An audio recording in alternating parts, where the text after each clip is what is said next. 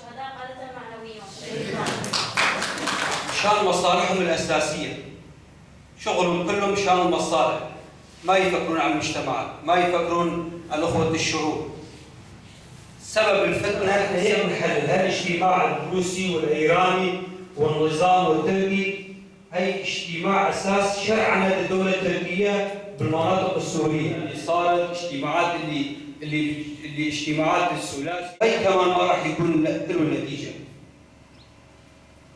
ونحن كمان نحسب مشان كل الحلول اللي بالشرق الاوسط موجوده، كل الازمات الموجوده، الحل الاساسي هي حل الاساسي.